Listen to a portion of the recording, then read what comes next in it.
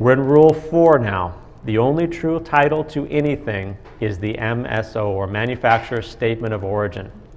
This, although it may be difficult to read from the screen, you'll be able to get a copy of it, of course, with the handout. You get the entire presentation, the entire PowerPoint presentation. This is the actual application for a birth certificate. This is the form that the poor mother has to fill out. She's a little dazed and confused. She's just gone through the trauma of bringing this child into the world. She might even be drugged a little bit, and she's given this form. And this form actually says, this form is not to be used for making the actual declaration.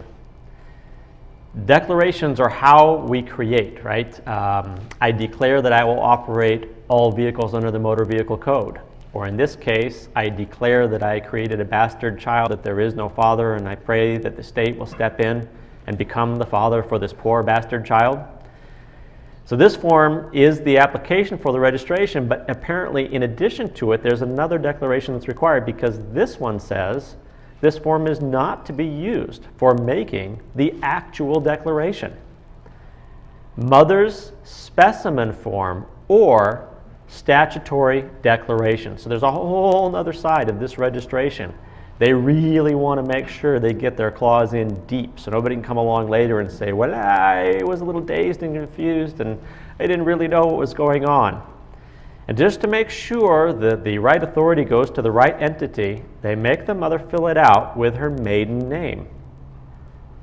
That's crazy, right? But here's what's going on. There is a chain of title, a chain of command. And within a house, that chain of command starts with the head of that house. When that head of the house eliminates paganism and he rules that head, that house, as the head correctly and follows Scripture, he gets this envelope of protection that extends out from him to every member of his house. My family members aren't here to give you their personal testimony or experience, but I can give you a quick overview. My son is actually attending the public school system because he'd rather do that than homeschool at this current juncture in time. And attending 8th grade, when he was little smaller, he used to get picked on here and there, and he got this growth spurt. He's now bigger than all the guys that used to pick on him, and he's kind of not taking crap from them anymore. So he ends up getting suspended 3 or 4 times in a month for standing up for himself, basically. Now, all I did was draft the principal and the school board and inform them of the true nature of title. What I did was I told them that I created my son, that I had not registered him anywhere. Because even 14 and 15 years ago, when my children were coming into this world, I knew that those applications for registration for those birth certificates were heinous and evil, and that I didn't want any part of them. And I knew that they were pagan, and I knew that in order to gain that protection for my family, I had to steer clear of those contracts, which I did. It took 4 hours from the time that I hand-delivered the copy to the principal. I had not even mailed the copy to the school board yet, and I got a call from the school apologizing for any inconvenience, assuring me that he was not in any further trouble, that he could return to school if he chose or stay home if he chose, and that there would be no further consequences for his standing up and defending himself. Now, this is not the only example in my personal life of applying these rules. When I first started to learn this stuff, my wife decided that I was completely insane, as many people, when they first hear this stuff, will begin to think. And her family is telling her, look, you don't have to live with this insane idiot. You can actually divorce him, and you can make him pay for everything. I mean, you get a free life. I mean, you can get alimony and child support, and he'll pay for everything, and you get to make him. the court will actually order him to pay for all this stuff. And again, at this point, now there was still a marriage license contract in place because I hadn't had the ability to cancel that just yet. It would have required both of us to be in agreement in order to do that. So the only thing I had going for me is that I hadn't registered those children. And if we look at what's going on with that registration, if we apply it to Scripture, in Scripture, the prophet Jeremiah tells us that you're not supposed to sell your children for naught. He didn't say you can't sell them. He just said don't sell them for naught. And the way this pagan system works is it's Baal worship. So they tell you, hey, come on into this temple of Baal and sell your children to us. And we're going to sacrifice your children here in this temple of Baal, and we're going to give you a pile of gold. We're going to pay you for it, right? What do they give you today? Well, they give you that free vaccination or the public school system or whatever else that they're trading you for this value.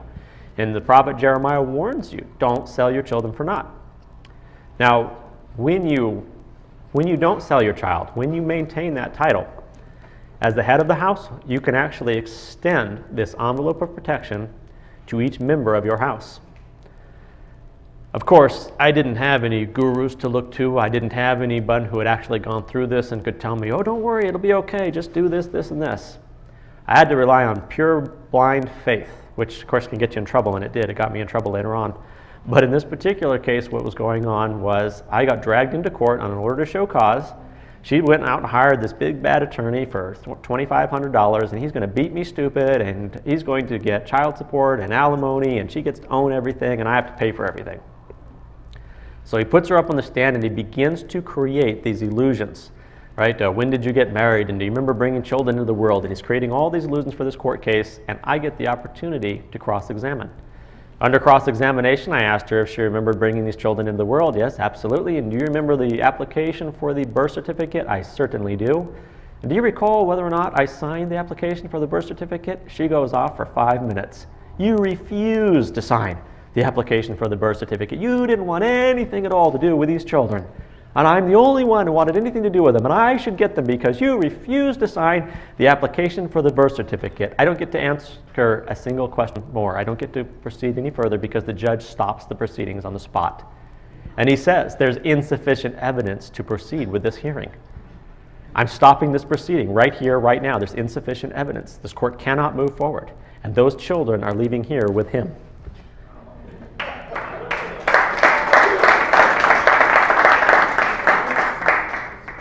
So I scooped up my children and I walked out.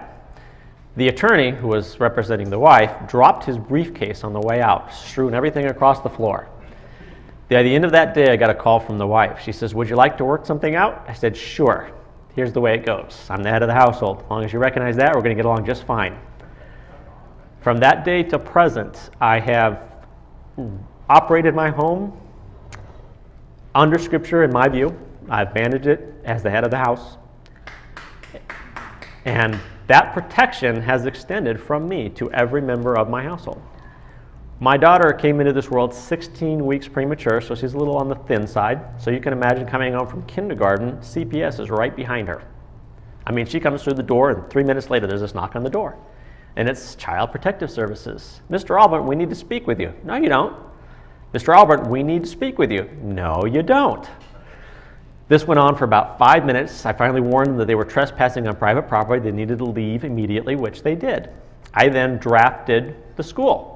I told them, look, I don't know what kind of kickback agreement you have with CPS or whatever else is going on, but I've never registered my creation. I created her. I did not register her, and you do not have my permission to engage in commerce with her.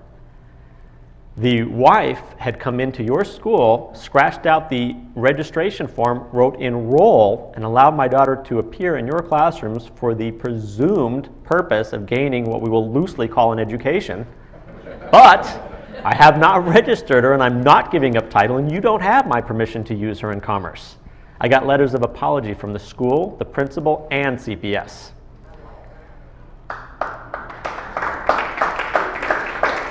So these are when even if we were just blindly following Scripture, which is pretty much what I was doing at the time. Like I said, I didn't have any gurus to look at. Nobody came along and said, look, I've been living this for 20 years, and if you do this, you'll be fine. I didn't have any of that. I actually thought... How'd you get her in without a birth certificate? The question is, how did you get her in without a birth certificate? The simple answer is that she does have a birth certificate. I did not sign the application for it. That is the reason that the court stopped the proceedings in the divorce, because I, the creator of this household, actually under this system hold the highest form of title. The wife holds a lesser form of title, and she gave up that title through registration. So the only thing that court has is her registered lesser form of title, which is completely inferior to mine. And the court recognized it instantaneously. The judge stopped the proceedings on the spot. Go. So anytime they need to be registered for the public pool system or anything else, the wife comes along, scratches out the registration, writes it in roll or whatever she needs to, right? But remember, she's only giving up her lesser form of title. My higher form of title stands. It is premium. It is first. It is first in line, first in time, and it is unquestionable in this system. That's the registration form. That is the application for the birth certificate. The key there is that the mother is required to fill it out in her maiden name. And the reason is that the state is going to be magnanimous. Oh, this poor bastard child, it has no father, it has no head of the household. No one is stepping forward to manage this house under Scripture, and therefore we will step in and manage for you, right? We will step in and become the father for this poor bastard child. Back to that birth certificate again, right? The signatures that are on that birth certificate. It's a credible system. They fully disclose to us. I mean, you can watch the news programs and see this woman that's on there that has 5 children. 4 of them have already been taken by CPS. She brings this 5th child into the world, and they don't take it until, what, 72 hours after it's registered. That's more proof that not only is it a system of registration, but it's a banking system too, because that 72 hours comes from truth in lending. You have 72 hours to revoke your signature or an agreement or a contract under the banking rule, right? They're saying, hey, well, you entered into the agreement. We gave you the full 72 hours. You didn't back out of it. You could have, but you didn't, right? Begin the back side of that birth certificate. We're still in rule number 4, which is the only true title to anything is the MSO. The birth certificate is not actually the MSO. It is that declaration of creation. I declare that I gave birth to a bastard child. That is the actual MSO. And they want the father's signature too. Why? Is he coming along and saying, yes, yes, I agree that she gave birth to a bastard child, which means what? There's no marriage. I'm not the head of the household. I'm not accepting my responsibility under Scripture or under creation, and therefore something or someone else has to. This is great. This is the pictorial cover page in a 1611 uncopyrighted King James Bible. Now don't misunderstand me, I'm not touting King James or necessarily the King James Bible. What's interesting is that it's one of only a handful of uncopyrighted scriptures on the planet. This right here is government-issued picture ID. I once met a man in about 1993 who was getting on an airplane with an uncopyrighted 1611 Bible. And when they asked him for government-issued ID, this is what he showed them. So rule number 4, the only true title to anything is the MSO. And we're going to cover the first MSO going on in commerce, which is Genesis 1:1. In the beginning, Yahweh created the heavens and the earth. Now, if that's an MSO, and we can't find anywhere else where the one that created this heavens and the earth has registered it, or has given away that MSO or sold that MSO to anyone else, then that must mean that the heavens and the earth still belong to the one that created them, and that no one else will be touching them in any way, shape, or form. Now, you can go through every code, every statute, every land patent, every law, everything that's ever been written. You can go through it, and you will never find a spot where anyone else is claiming title to the heavens or the earth. None of these codes, statutes, rules, or laws will even mention the heavens or the earth because they're not ours. And nobody's giving us title. Now, we do have a trust relationship, right? What's the trust agreement? You can manage the earth under this trust agreement. You can manage your house under this trust agreement. And then if you do, you'll gain certain protections, right? So the trust is also first in line, first in time, because the first trust relationship exists between the Creator and His creation. Here, of course, is the best view that I could pull up. This is, of course, a picture of the heavens. We're still looking at the only true title to anything is the MSO, Manufacturer Statement of Origin. And we have the first MSO, in the beginning Yahweh created the heavens and the earth. And so, of course, the next picture is the earth, still under Rule 4. In order to control something on this planet, those who want to control it have to create something, and it has to be different from the heavens or the earth, because they've been not given title or control over the heavens or the earth. What they were given control over is the governments. That is that system of admiralty jurisdiction, right? The waters of commerce. That's the only thing that those who are in power now are actually able to control. Gold chain round your neck, nothing to me. Diamonds in your teeth, nothing to me. You could be rolling 22s, nothing to me. You're listening down with the truth, now that's something to me. Know thyself, seek and ye shall find. I tell you this now, it's in no African mind. Searching diamonds, gold, silver, platinum, them the kind of things, illusions you fathom. Yeah, they call it magic. Right, you're right, it's tragic. I know, clever what they done, fantastic. Come against me now, you end up in a straitjacket. I'll prove you illiterate. One question, the language. Now who's the pickle in the sandwich? This kind of knowledge that you're hearing will damage you, destroy you. Don't worry, I'll employ you, get you back on track, so you can defend your own attack. Gold chain round your neck, nothing to me. Diamonds in your teeth, nothing to me. You could be rolling 22s, nothing to me. Down with the truth, now that's something to me. Gold chain